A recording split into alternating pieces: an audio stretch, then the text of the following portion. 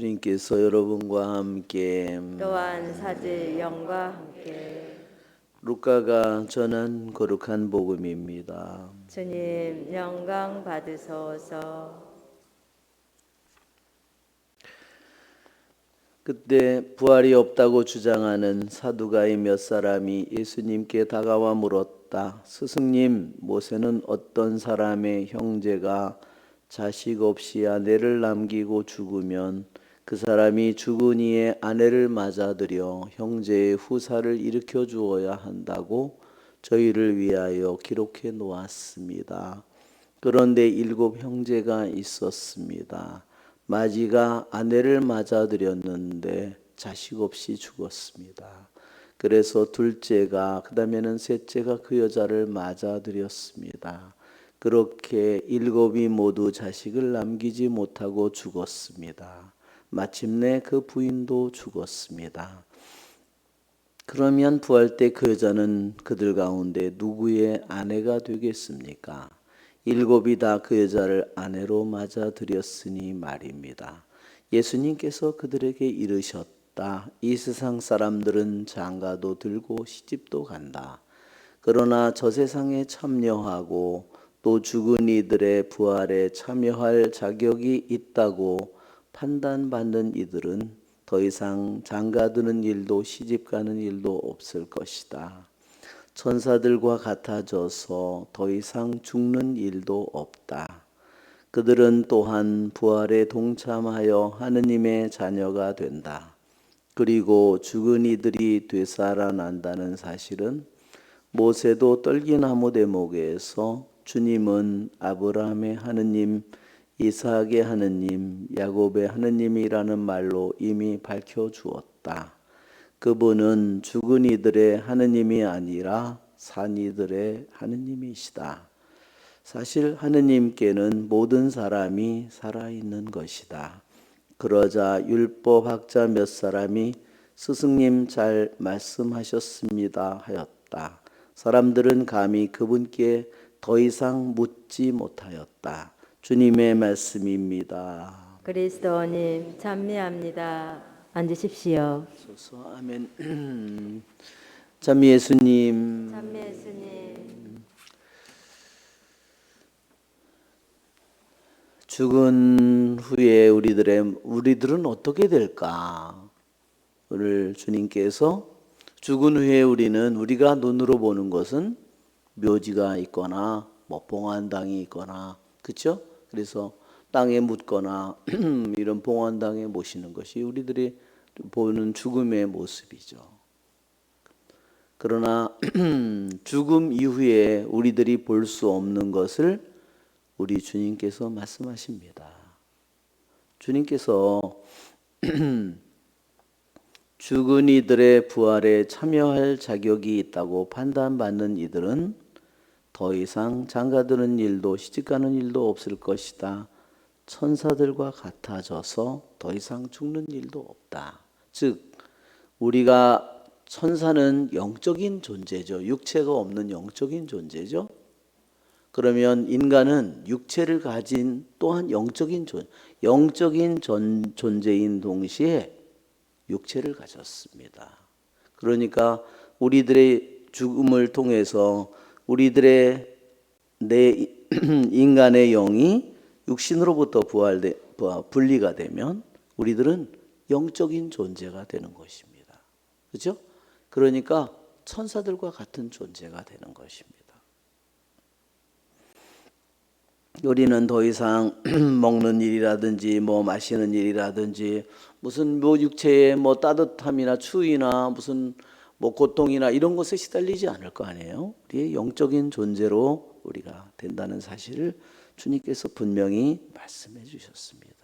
그러니까 우리들이 눈으로 죽음을 보는 것은 무덤이지만 그러나 한편으로 우리들이 주님의 말씀을 통해서 우리가 아는 것은 그의 영혼이 육신의 무거운 모든 옷을 벗고 그의 영혼이 천사와 같은 존재가 영적인 존재가 된다는 거. 그렇지만 우리는 거기에 영적인 존재는 그 안에 뭐가 들어있어요? 영혼? 생명의 근원이죠. 거기에 뭐가 있죠? 거기에 마음이 들어있죠. 그래서 그의 우리들이 어떤 마음으로 사는가, 그것은 너무나 중요한 것입니다. 그러기에 또한 그래서 주님께서는 모세의 떨기나무 대목에 모세에게 당신 자신의 이름을 알려주었습니다. 주님은 아브라함의 하느님, 이삭의 하느님, 야곱의 하느님이다. 하느님의 이름을 또한 주님께서 나는 곧 나다라는 것도 탈출기 3장에서 즉 두 개의 이름을 하느님께서 알려주셨습니다. 나는 곧 나다라는 이름보다 아브라함의 하느님, 이삭의 하느님, 야곱의 하느님이라는 주님의 이름이 한편으로 더 이해하기 힘든, 우리가 다 이해하기 힘든 그러한 주님의 이름입니다.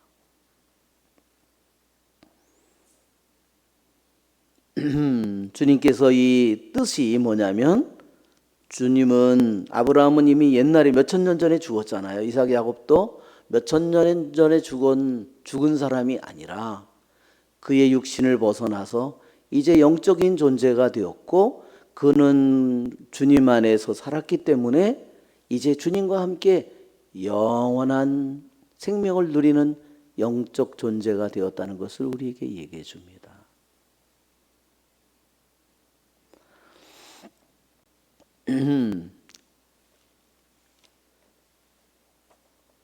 왜 주님께서는 아브라함의 이스라엘 백성에게 계속 당신이 나타나실 때마다 왜 아브라함의 하느님, 이삭의 하느님, 야곱의 하느님이라는 이름을 끊임없이 되뇌이실까? 그것을 왜 사람들에게 말씀하실까?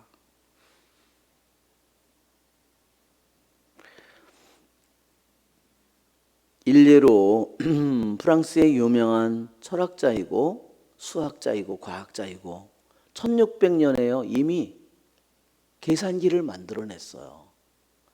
톱니바퀴로다가 수도 없이 많은 톱니바퀴가 달린 지금의 컴퓨터의 시초의 모습을 만들어낸 것이 파스칼입니다. 16살에 이미 수학 공식을 만들어냈는데 그 당시에 최고의 수학자가 데카르트였는데 데카르트도 알지 못하는 수학을 공식을 만들어냈다는 겁니다. 정말 세상에 말하는 천재 중에 천재인데 자신은 하느님을 알고 싶었습니다. 그래서 끊임없이 그는 알고 싶었으니까 어떻게 했겠죠? 뭐 수많은 철학자들 소크라테스, 플라톤, 뭐 아리스토텔레스 수많은 수학 그 철학자들의 책을 끊임없이 읽으면서 하느님을 찾으려고 했습니다. 그는 하느님을 찾아냈을까요? 찾아내지 못했습니다. 그가 알아낸 것은 이성은 하느님을 알기에는 한계가 있다는 것. 이성으로는 하느님을 알 수 없다는 것. 단지 이성은 하느님을 알기에는 너무나 작다는 것을 그가 깨달은 겁니다.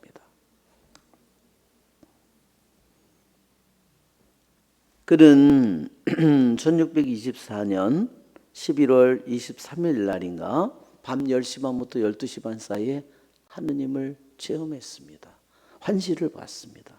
그는 그의 일기장에서 이렇게 써놨습니다. 불. 아브라함의 하느님, 이삭의 하느님, 야곱의 하느님.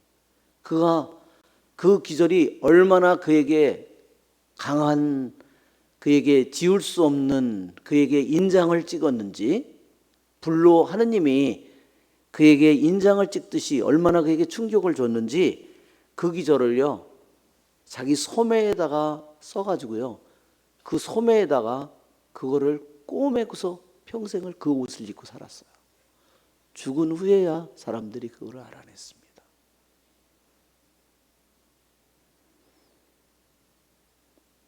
그는 뭐라고 얘기했냐면, 하느님은 아브라함의 하느님, 이삭의 하느님, 야곱의 하느님은 철학자들의 하느님이 아니다. 유식한 자들의 하느님이 아니다.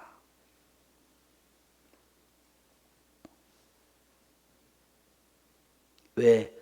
철학자나 유식한 자는 머리로 하느님을 알려고 하죠.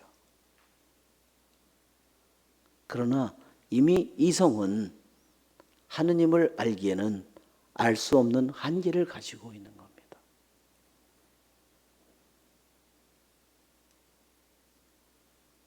그는 이런 말을 남겼습니다.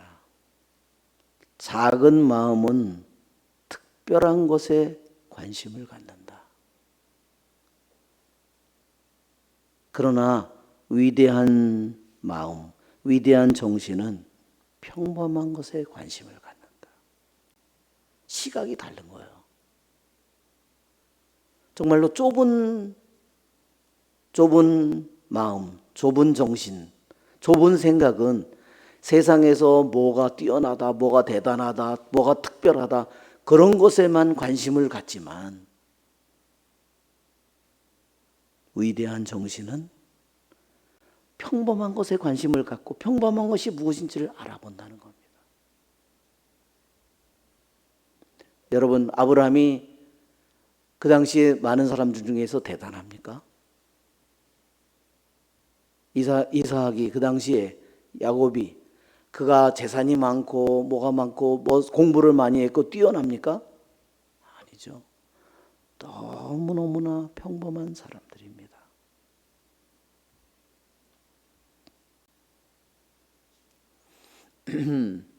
예, 모세의 이 불타는 가시덤불에서 모세가 하느님을 만난 것처럼 파스칼도 자신이 하느님을 만났을 때 불 그렇게 얘기하는 겁니다. 또 똑같이 아브라함의 하느님, 이삭의 하느님, 야곱의 하느님의 그 기절이 자기에게 너무나 깊이 와닿습니다. 그는 뭐라고 말했냐면 하느님은 이성으로 알 수가 없고 오직 복음에서 가르쳐 주는 대로만 그분을 알아낼 수 있다. 즉 예수님이 하신 말씀에 따를 때 예수님의 가르치는 그 말씀을 우리들이 받아들이고 그 말씀을 온전히 믿고 신뢰하고 그 말씀에 완전히 굴복할 때 하느님이 자신의 모습을 드러낸다는 겁니다. 그렇지 않고는 다른 무슨 책을 통해서 뭐를 통해서 결코 알아낼 수 없다는 거죠. 이성으로 알아낼 수 없다는 거죠. 저는 이렇게 생각합니다. 뭘 불타는 가시나무, 떨기나무라고도 그러고 가시나무로 해서 하느님이라는 불이 타고 있는 거죠. 근데 왜 나무가 타지 않을까? 그 보통 성냥불로 조금만 해도 가시나무는 이 이스라엘 이 시나이 광야예요. 가시나무는요 기름이 많아서요 저절로 햇빛이 뜨겁죠. 저절로 부딪히면 저절로 발화가 되는 겁니다. 그렇게 인화성이 많은 거예요. 그런데 그 나무 쉽게 타버리는 거죠. 기름이 많으니까 쉽게 타버리고 마는 건데 왜 하느님이 가시덤불 떨기나무에서 하느님의 불이 타는데 왜 가시나무가 타지 않을까요? 이 가시나무는요 우리들의 모습이에요. 인간의 모습이에요. 나의 영혼이요 가시덤불과 같은 겁니다. 여러분 하느님의 말씀이 좋은 땅에 떨어져요. 그렇죠? 어떤 거는 길바닥에, 어떤 건 돌밭에, 어떤 것은 가시덤불에 떨어져요. 열매를 맺어요, 못 맺어요? 왜 우리들이 하느님의 말씀을 듣는데 열매를 못 맺을까요? 아담의 죄로 우리들이 가시덤불이 된 거예요.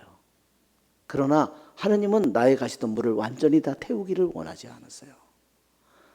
내 영혼이 비록 원죄를 지은 우리들의 모습이 입은 모습이 가시덤불과 같을지라도 그분은 나의 영혼을 새로운 존재로 불덩어리로 더 이상 우리들을 다 태워버리는 것이 아니라 우리들 안에서 당신의 불로 새로운 일을 하십니다. 우리의 좋으신 주님을 찬미합시다. 아멘. 성찬 전례를 시작합니다. 봉헌성가 220